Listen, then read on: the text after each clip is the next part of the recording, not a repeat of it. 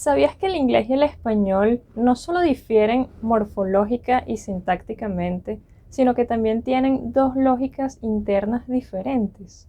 Y si nos vamos a un plano más psicológico, diríamos que el inglés y el español tienen personalidades diferentes, o que las lenguas en general tienen personalidades diferentes. Del estudio de estos aspectos se encarga la estilística comparada, tema de la clase de hoy. Soy Lady Jiménez, profesora de Traducción 1, y bienvenidos a nuestra primera clase sobre estilística comparada.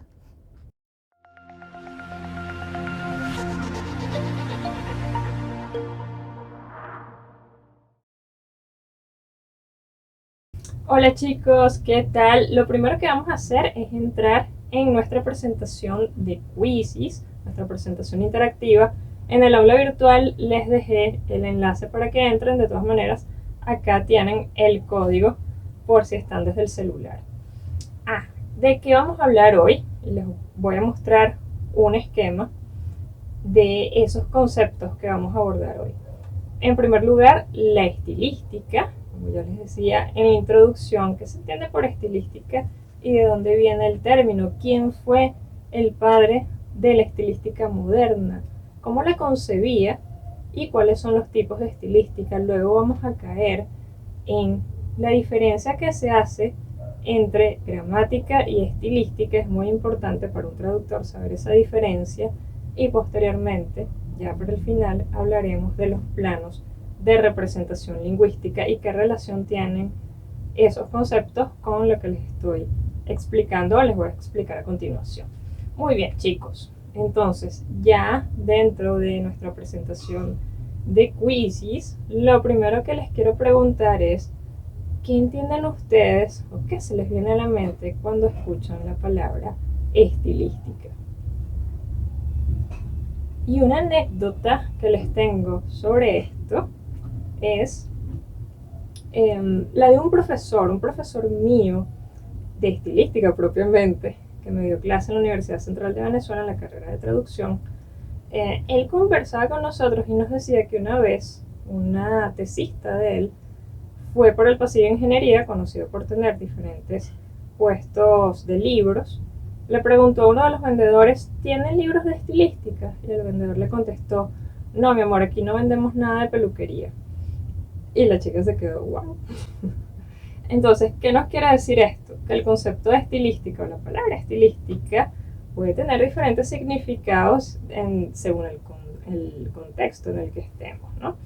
Entonces es importante, antes de partir y explicarles la estilística comparada, el inglés y el español, los planos de representación, es importante que partamos de un entendimiento común sobre la estilística y la estilística comparada.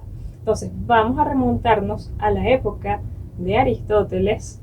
Y sí, recuerdan quizá el libro La Retórica, o al menos habrán escuchado hablar de la retórica de Aristóteles, ¿cierto? Bueno, ya en ese tiempo se insertaba, o Aristóteles insertaba, el concepto de estilo.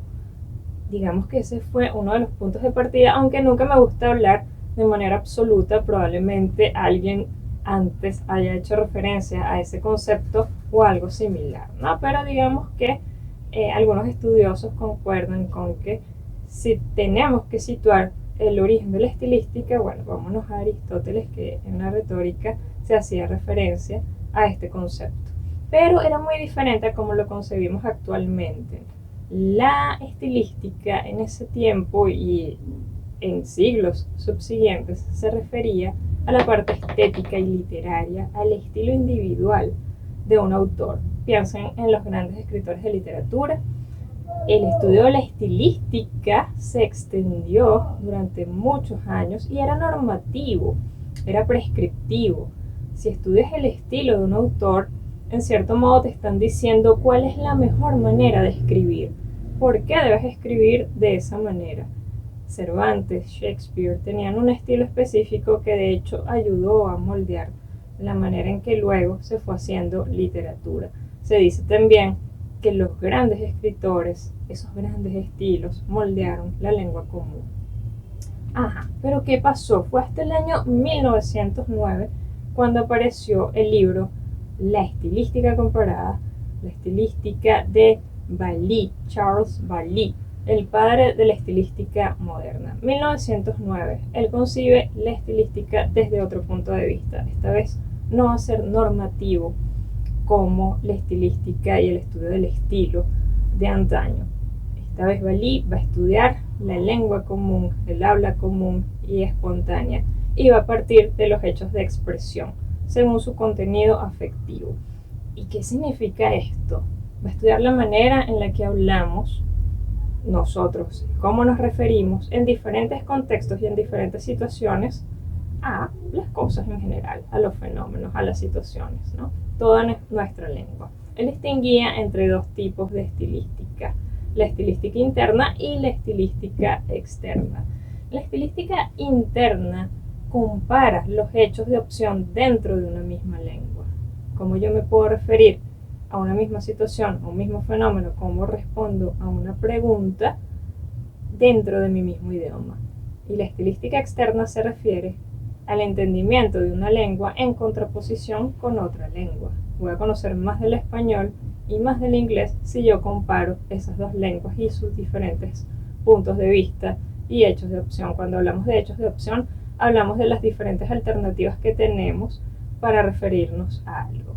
Entonces, vamos a hacer un ejercicio y es, dime maneras de decir que no en español. A ver, contesten a esta pregunta. Maneras de decir que no en español.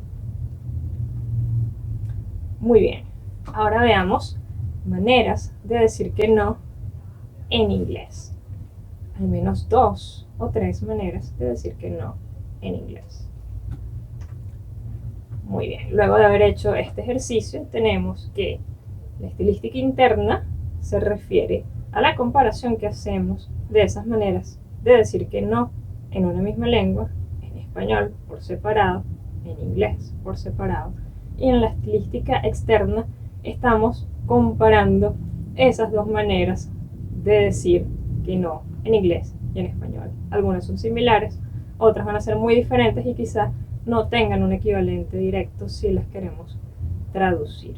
Algo de lo que también les quería hablar era de la gramática, les había dicho eso al inicio, la gramática en contraposición con la estilística. Hablamos de la estilística como hechos de opción, según el contenido afectivo de cada afirmación, y hablamos de la gramática como algo más bien obligatorio. No decimos tú es mi amigo, decimos tú eres mi amigo, y allí no tenemos opción.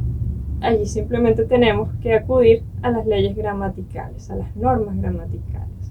De allí que cuando se hable de gramática contrastiva, se está hablando de algo muy diferente a la estilística contrastiva.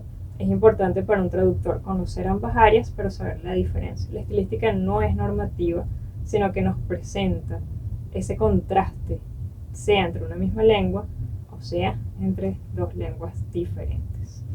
Y de aquí partimos a los planos de representación lingüística. Las ideas de Bailly quedaron allí durante mucho tiempo, después de 1909, y fue hasta 1944 cuando alguien empieza a darle la importancia que tiene esa concepción de estilística moderna. Ese alguien fue Alfred Montblanc, lingüista que se dedica al estudio del francés y del alemán. Y él plantea los planos de representación lingüística, el plano intelectivo y el plano de la realidad. ¿Qué son estos planos? Se refieren a lo que les decía al inicio, esas maneras de ver el mundo, de concebir el mundo. Y aquí tenemos una infografía que caracteriza, la vemos en pantalla, este tipo de planos. Podemos ubicar a las lenguas romance, entre ellas obviamente al español, en el caso del estudio de Montblanc, el francés. Las lenguas romance estarían en el plano intelectivo, con una visión general y abstracta. Utiliza palabras signo y, en cambio, cuando vemos en el plano de la realidad, estamos hablando de lenguas germánicas, entre ellas desde luego el inglés, aunque el estudio de Montblanc se basó en el alemán. Quería que me escribieran acá, en la siguiente pregunta, ya para finalizar, ¿qué frase del inglés y del español les hace pensar en esta diferencia, en esta visión diferente de la realidad. Si no se les ocurre ninguna, obviamente también pueden buscar en internet algunas ideas que sitúen al español en el plano intelectivo y al inglés en el plano de la realidad. Si tenemos que concluir, tenemos que decir que la estilística es un área, una disciplina que representa para nosotros un conjunto de herramientas que nos van a ayudar a conocer mejor cómo funciona el inglés y cómo funciona el español desde un punto de vista comparativo y hacer que nuestras traducciones tengan mejor calidad, porque vamos a partir de la comprensión, de la visión de estas dos lenguas, de la visión del mundo de estas dos lenguas, y por qué tienen dos lógicas diferentes y por qué no deberíamos hacer traducciones muy literales y muy apegadas, tanto en forma como en imágenes, al momento de presentar nuestra comunicación a nuestros clientes. Bueno, los dejo con esta reflexión. Espero que hayan disfrutado de esta clase. Nos vemos la semana que viene.